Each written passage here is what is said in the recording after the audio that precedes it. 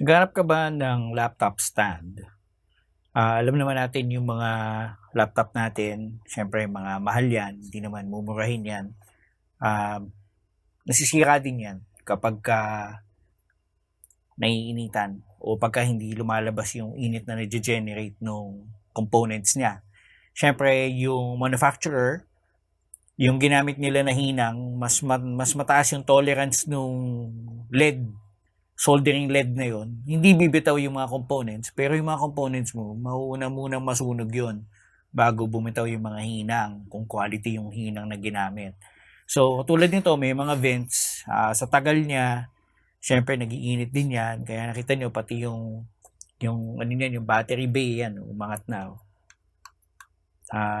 Sa tagal, kasi syempre, ginagamit mo ng normal, di ba? Tapos dito humihigop dito niyan, tapos lumalabas dito yung hangin sa likod, may mga fan yan.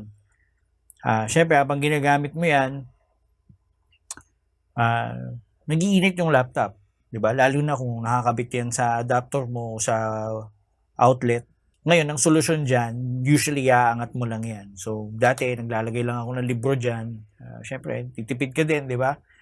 Ngayon, kaya ako ginawa yung video kasi gusto kong sabihin sa inyo na yung nabili ko na Gravity LTS01B na laptop stand. Happy ako dyan. Ito, hindi ako connected dun sa mga shops o dun sa mga nagbebenta, ulitin ko lang. Nabili ko to sa Behringer sa SM North nung open pa sila nun, bago nung pandemic. So I doubt kung available pa yan hanggang ngayon. May kasamang tray yan, tapos adjustable yan. Makikita nyo rito kung ano yung setup ko, ipa-flash ko din dun sa screen. Basically, yung leg niya natitilt mo, whether ganun mo. So yung platform, pwede mong, depende kasi doon sa timbang nung nakapatong sa kanya. So pwede mong i-balance yan. No? DJ laptop yan. That's good for 12 to 17 inches na laptop. Pwede ka din maglagay na iba pang mga components dyan kasi medyo may kabigatan din yan. Ngayon, yan ba yung best sa 2,800? Siyempre kung hindi ka nagtitipid tapos alam mo na nakita mo na naman kung paano nag-function yan, reliable din naman yung brand, di gastusan mo, di ba? That's what I did nung time na yun. Kasi syempre, this is an almost 80k laptop nung nabili ko siya. Mabigat siya. So, basically, kung gusto ko, pag pinatong ko, sa dami ng mga lindol na nangyayari, ayokong mag-topple over yung laptop ko. Okay? Pero syempre, nandito tayo sa channel para pakita natin kung ano yung mga budget deals. Again, meron akong nahanap that actually does the job. Hindi ko alam. Much better pa siguro. Depende siguro kung anong angulo mo titingnan, no? Kasi, tingnan nyo to. Ito, di na naman ako connected dito. Nung kinuha ko siya, nung time na yon back in 2023, 98.40 ang isa. Tatlo yung binili ko nun. So, yan yung laptop stand na yan. Ito siya. Close up. Okay? Yan. Kahoy. So, ito yung finished product nung inassemble ko na. Medyo inanuhan ko na konti sinobra. Na-adjust yan. Tsaka hindi maluwag yan. Pupukpukin mo yan para pumasok dyan. Ano?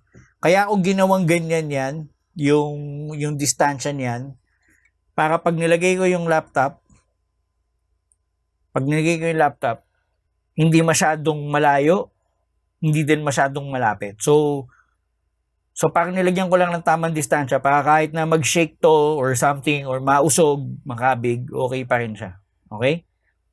Ngayon, pag tapos ka na dyan, kung paano mo gamitin itong space na to, pwede mo lagyan ng keyboard. So, halimbawa, kung wireless yung keyboard mo, pwede mo ipasok dyan. Nakabukas lang yung stands ko. Pero halimbawa, nakababaya, pwede mo ipasok dyan yung normal mo na keyboard, tapos kakasya na yan dyan para itago mo siya. Okay? Anong presyo niyan ngayon? 69.67 ngayong 8.8 na sale. Hoyi, HOYE-3C yung pangalan ng shop. Alam mo kung bakit siya okay para sa akin, tsaka budget fine. Kasi, tingnan mo di ba nagsilbi siyang tablet, na laptop stand? Nagsilbi siyang laptop stand. Tapos pag hindi mo na ginagamit yung laptop mo, pwede mo na rin siya gamitin yung laptop keeper mo.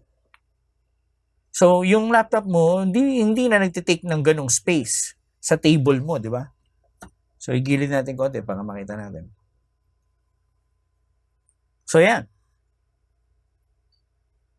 Nakapasok yung laptop, di ba? So, halimbawa, tapos na ako magtrabaho, ganyan. Ginamit ko na yung laptop, di ba? Pwede ko na itabi dyan. Balik ko na ngayon tong keyboard ko dito. Trabaho na ako ulit. May marami lang akong kalat dyan. So, nakalagay ito sa ibang table. Pero, basically, ganun siya, no? Yung, itong Gravity, hindi mo magagawa yan. So, depende kung ano yung needs mo. Kung gusto mong bakal, mas permanent, or... Ito kasi, tinalian ko din ng kable yung shaft. Okay? Pero, magkakamali ka ba sa 69, 67? Na 90 plus ko pa nga siya nabili nun, di ba?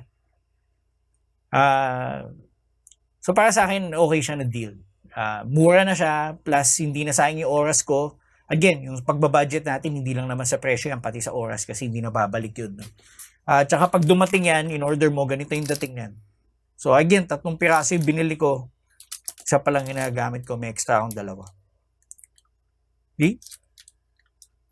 Alright, sana nakatulong yung video. Enjoy.